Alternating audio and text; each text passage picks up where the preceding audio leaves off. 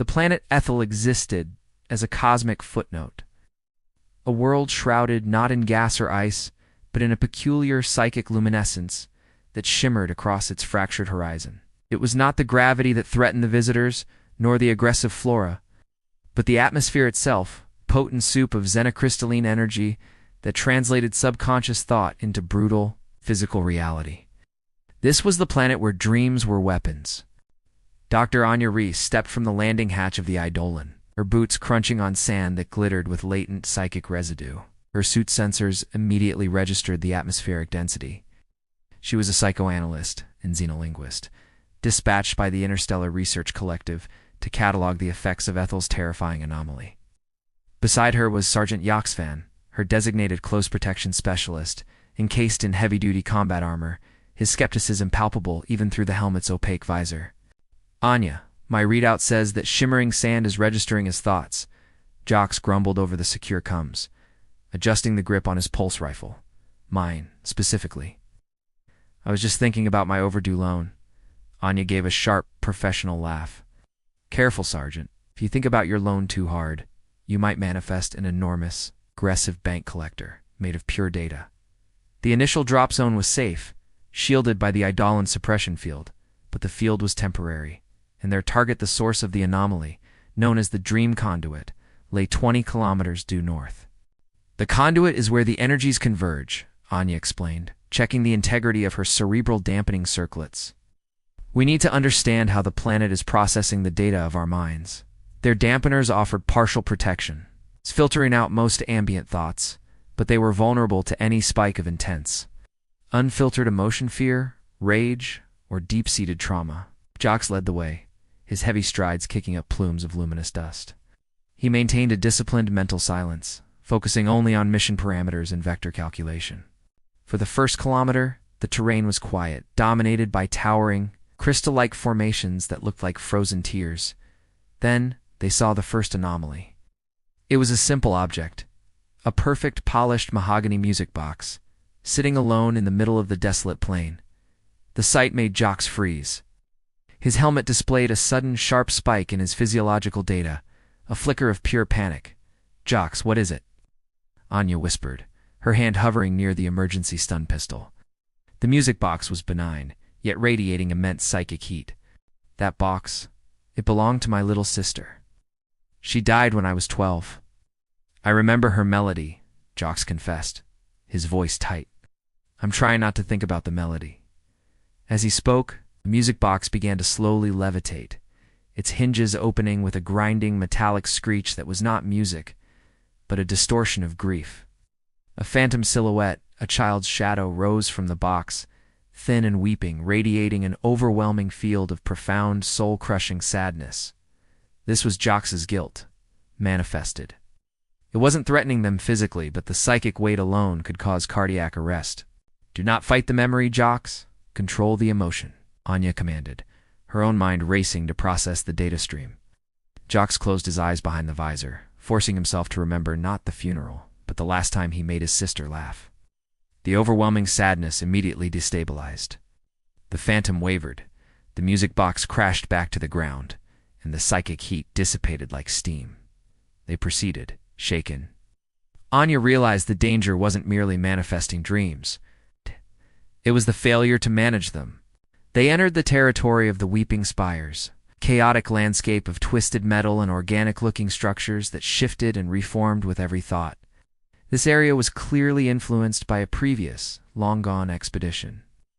The air was thick with residual anxieties and fears. Suddenly, a monstrous entity formed 20 meters ahead, a hulking, 8-legged arachnid made of flickering digital static. "Hey, that's not one of ours," Jox stated, his rifle snapping to attention.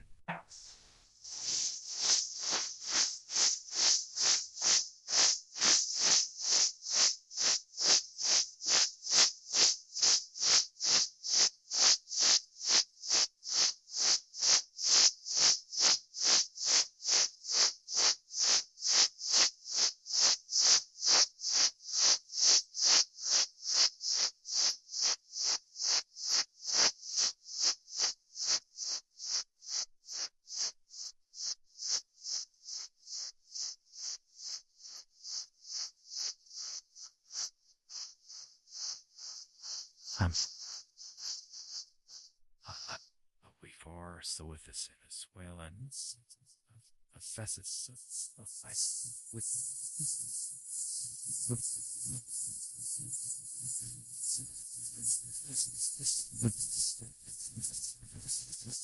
someone on a past team must have had serious arachnophobia. The static spider moved with impossible speed, its legs generating crackling arcs of energy that vaporized the ground beneath them. Jocks opened fire, the pulse rounds striking the creature, but the energy passed straight through the ephemeral static body, doing no physical damage. Physical force is useless against a psychic construct. It only validates the fear. Anya yelled, frantically searching her equipment for a solution. She pulled out a small portable sound emitter. I need a distraction. Something loud and distracting to force a new, overwhelming thought. Jock's understanding deployed a sonic flare, loud, irritating whine that flooded the environment, assaulting the senses. The static spider hesitated, its digital form momentarily fragmented by the unexpected sensory input. Anya activated her sound emitter, which began broadcasting a loop of ancient human lullabies, simple, reassuring melodies of security and calm. The lullabies were a psychological weapon, a counter-thought of safety meant to displace the fear that powered the spider. The spider's static form began to rapidly decay, the complex manifestation of panic unable to hold together under the sheer banal comfort of the song. In seconds, it collapsed into a pile of harmless, silent psychic dust. Jocks lowered his rifle, his breathing ragged. I think I prefer the aggressive bank collector, he admitted, wiping sweat from his brow. They continued their trek, the landscape growing steadily stranger. They started seeing remnants of half-formed ideas, floating non-Euclidean geometry, and shimmering doors to nowhere. These were the dream residue, the harmless, abstract thoughts that most minds produce during sleep. Anya tried to focus on an old, comforting scientific equation, using the rigorous logic to build a mental wall against the chaos. However, the closer they got to the dream conduit, the more difficult it became to filter the atmospheric energy. Anya's dampeners began to flicker.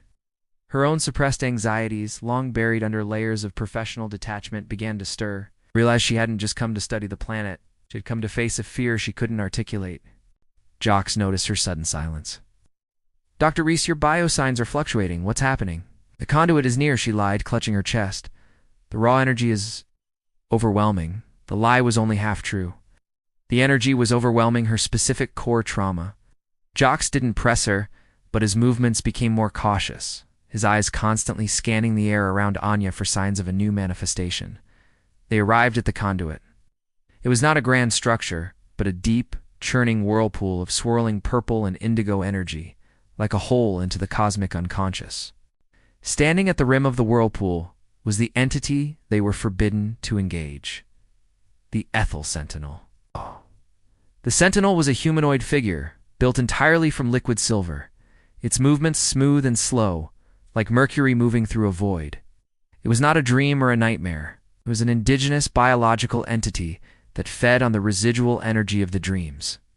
The Sentinel turned its featureless head toward them, and a wave of pure, cold curiosity flooded Anya's mind, bypassing the comes and the dampeners.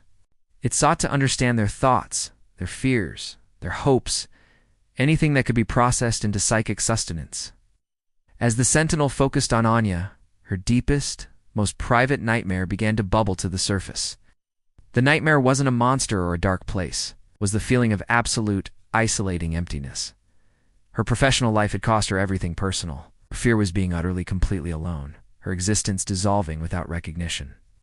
The dream conduit responded immediately to this profound psychic signature. All the surrounding light and color rushed inward, and a new anomaly manifested. An external weapon, but a cage.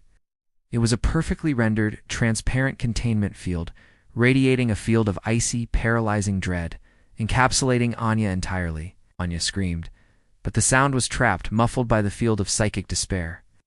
She was paralyzed, staring through the transparent walls at Jocks. Jocks, seeing his partner trapped by a fear he couldn't comprehend, felt a rush of adrenaline. He was furious, not afraid. His anger, however, was a dangerous fuel for Ethel. Jocks' protective rage threatened to manifest a colossal battle-ready war machine. Jock struggled to contain his fury, knowing that manifesting a huge cannon would only strengthen the sentinel. He forced himself to control the rage, not suppress it. He needed a directed, focused thought, something powerful enough to break the cage. Jock's deepest thought wasn't rage. It was a commitment to duty, his duty to protect his charge, Dr. Reese. He visualized his oath, his training, the rigid discipline that defined his life, and the conduit responded. From the ground beside him, a weapon materialized, a simple, heavy, perfectly weighted, plasma-sheathed sledgehammer. This was the dream weapon of a soldier, a tool of focused, uncompromising force, devoid of complexity or malice. Jox hefted the heavy, glowing hammer. "You can trap her fear, you silver sludge," he growled at the sentinel, "but you can't trap my duty." He swung the hammer with all his might, striking the psychic cage. The blow was solid, and the focused energy of his commitment cracked the field. The icy dread shattered, and Anya fell free, gasping for breath, her dampeners sparking violently. The Ethel sentinel recoiled, surprised by the pure, directed force of the human's commitment rather than their fear. Anya looked up at the sentinel, her mind now clear, seeing the entity not as an aggressor, but as a colossal, unfed organism. "It's not trying to hurt us, Jox," Anya whispered, rising to her feet. "It's trying to taste us. It wants the strongest psychic energy we have." She realized that fear and trauma were mere snacks, but the true weapon, the ultimate energy source, was the opposite. "Weapons of fear destroy," Anya murmured, looking at her hand. "Weapons of hope purify." She closed her eyes again, not to build a mental wall, but to tear it down. She sought the single, strongest, most positive memory she possessed. It wasn't a scientific breakthrough or an academic award. It was the memory of sitting alone on Earth, watching a simple, perfect sunrise over the ocean. That memory was pure, uncomplicated hope, the hope of a new day, regardless of the past. Anya pushed this feeling, this pure hope, into the conduit. She didn't hold back. She poured her entire being into the manifestation. The energy whirlpool surged, and a final anomaly manifested directly in front of the sentinel. It was a blinding, perfectly formed orb of warmth, a small, silent sun made of radiant, non-aggressive golden light. The sentinel shrieked, a high-pitched psychic whine of agonizing rejection. The hope was toxic to its nature. The orb of warmth did not attack, simply existed, overwhelming the sentinel's dark energy field with incompatible purity. The silver liquid of the sentinel began to break down, its form dissolving into harmless vapor as it retreated back into the conduit. The orb of warmth pulsed, sending a wave of golden energy across the entire terrain, stabilizing the xenocrystalline field. All the residual dream residue, the static spider dust, the fractured geometry, the music box vanished, leaving the wastes quiet and still. Anya opened her eyes. The orb of warmth winked out, leaving her slightly drained but profoundly centered. Jox lowered his plasma sledgehammer, which immediately dissolved into nothingness. "Well, that was certainly unexpected magical phenomena," he said, slightly dazed. They had fulfilled the mission in a way no one on Earth could have predicted. They had encountered the anomaly, encountered it with a new, powerful form of existence. Anya smiled, a genuine warm smile that reached her eyes. She had shed her greatest fear by confronting it with her greatest hope. They secured their samples, documenting the unique reaction of the sentinel to the energy of pure human optimism, the ultimate weapon. As they boarded the Eidolon for the long journey home, the planet Ethel now glowed, not with chaos, but with a serene, golden light. Anya realized that all the worlds they sought to catalog, all the anomalies they encountered, ultimately reflected the complex landscape of the human mind. The planet where dreams were weapons had taught them that the most powerful force in the cosmos wasn't fear, but the light we choose to create in the darkness. Don't let your stories remain hidden. Like, share, and subscribe to Storycraft Studio for more epic sea fantasy tales.